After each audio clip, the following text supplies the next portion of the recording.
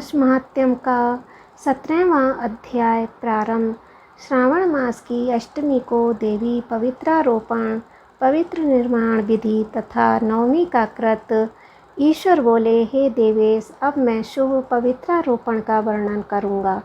सप्तमी तिथि को अधिवासन करके अष्टमी तिथि को पवित्रकों को अर्पण करना चाहिए। जो पवित्रक बनवाता है उसके पुण्य फल को सुनिए। सभी प्रकार के यश, व्रत, दान करने और सभी तीर्थों में स्नान करने का फल मनुष्य को केवल पवित्र धारण करने से प्राप्त हो जाता है, क्योंकि भगवती शिवा सर्वव्यापिनी है। इस व्रत से मनुष्य धनहीन नहीं होता, उसे दुख पीड़ा तथा व्याधियाँ नहीं होती, उसे शत्रुओं से होने वाला भय नहीं होता और वह कभी भी ग्रहों से पीड़ित नहीं रहता। इससे छोटे बड़े सभी कार्य सिद्ध हो जाते हैं। हे वत्स, मनुष्यों तथा राजाओं के विशेष करके स्त्रियों के पुण्य की वृद्धि के लिए इससे श्रेष्ठ कोई अन्य व्रत नहीं है।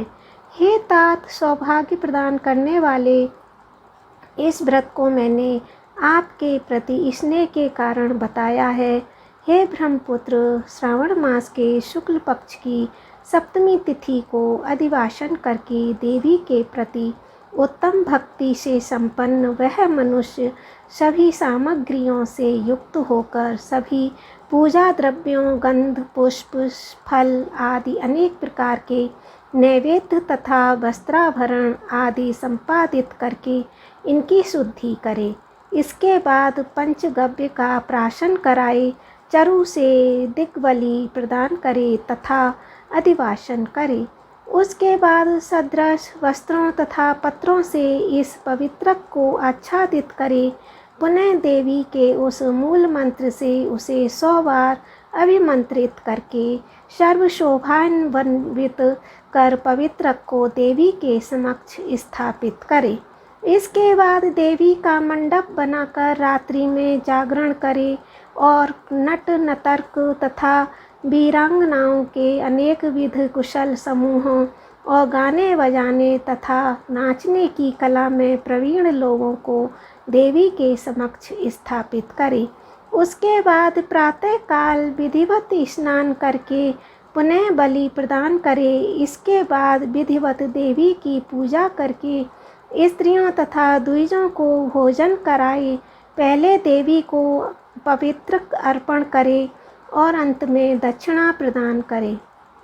हे वत्स, अपनी सामर्थ्य के अनुसार कार्य सिद्धि करने वाले उस नियम को धारण करें। राजा को प्रयत्नपूर्वक स्त्री के प्रति आसक्ति, जुआ, आखेट तथा मांस आदि का परित्याग कर देना चाहिए। ब्राह्मणों तथा आचार्यों को स्वाध्याय का और वैश्यों को खेती का कार्य तथा व्यवसाय नहीं करना चाहिए। 7, 5, 3, 1 तथा आधा दिन ही त्यागपूर्वक रहना चाहिए और देवी के कार्य में निरंतर अपने मन में आसक्ति बनाए रखनी चाहिए।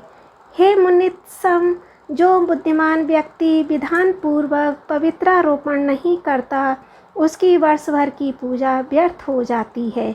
अतः मनुष्यों को चाहिए कि वे देवी परायण तथा भक्ति से संपन्न होकर प्रत्येक वर्ष शुभ पवित्रारोपण अवश्य करें। कर्क अथवा सिंह राशि में सूर्य के प्रवेश करने पर शुक्ल पक्ष की अष्टमी तिथि को देवी को पवित्रक अर्पित करना चाहिए। हे सनत कुमार, इसके न करने से दोष होता है। इसे नित्य करना बताया गया है।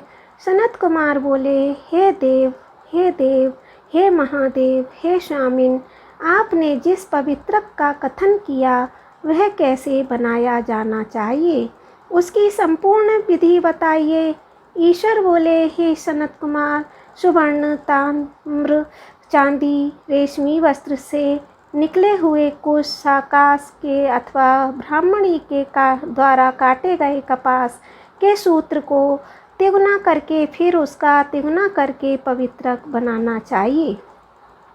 उनमें 300 गांठ तारों का पवित्रक उत्तम और 270 तारों का पवित्रक माध्यम माना गया है।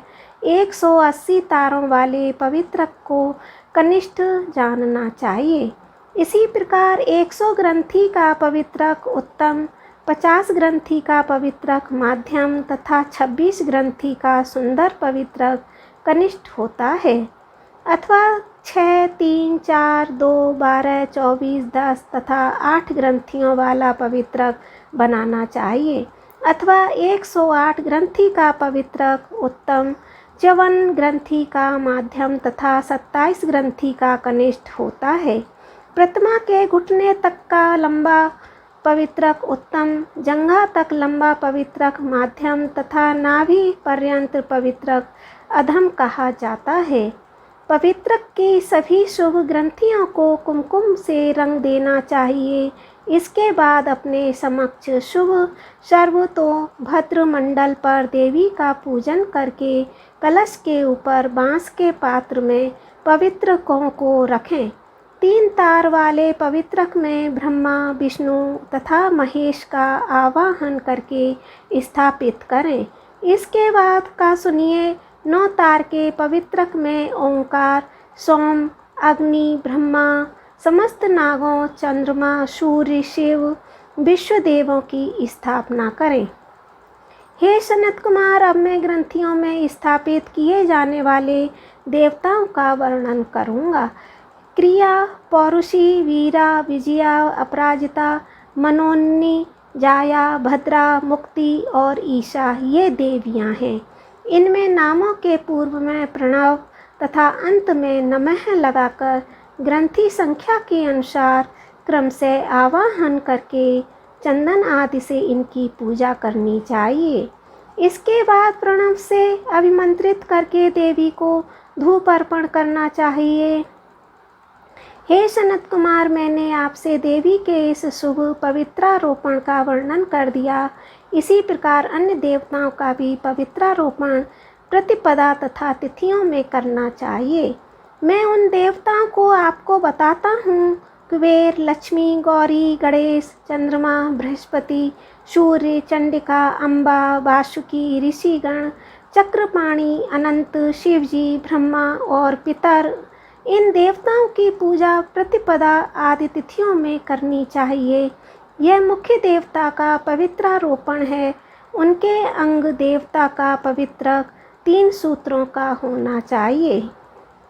ईश्वर बोले, हे विपेंद्र, अब मैं श्रावण मास के दोनों पक्षों की नवमी तिथियों के करणीय कृत्य को बताऊंगा। इस दिन कुमारी नामक दुर्गा की यथाविधि पूजा करनी चाहिए। दोनों पक्षों की नवमी को दिन नक्त व्रत करें और उनमें दुग्ध और मधु का आहार ग्रहण करें अथवा उपवास करें। उस दिन कुमारी नामक उन पाप नाशिनी दुर्गा चंडिका की चांदी की मूर्ति बनाकर भक्तिपूर्वक सदा उनका अर्चन करें। गंध, चंदन, कनेर के पुष्पों, दशांग, धूप और मोदकों से उनका पूजन करें। उसके बाद कुमारी कन्या स्त्रियों विप्रों को श्रद्धापूर्वक भोजन कराएं। फिर मौन धारण करके स्वयं बिल्व पत्र का आहार ग्रहण करें। इस प्रकार जो मनुष्य अत्यंत श्रद्धा के साथ दुर्गा जी की पूजा करता है वह उस परम स्थान को जाता है जहाँ देव बृहस्पति विद्यमान है। हे विधिनंदन, यह मैंने आपसे नवमी तिथि का कृत्य कह दिया। यह मनुष्यों के सभी पापों का नाश करने वाला, सभी संपदाएं प्रदान करने वाला, पुत्र पौत्र आदि उत्पन्न करने वाला और अंत में उन्हें उत्तम गति प्रदान करने वाला है। इस प्रकार हे ईश्वर, श्रावण मास महात्म्य में अष्टमी तिथि को देवी पवित्रारोपण नामक अध्याय पूर्ण हुआ। ओम नमः शिवाय।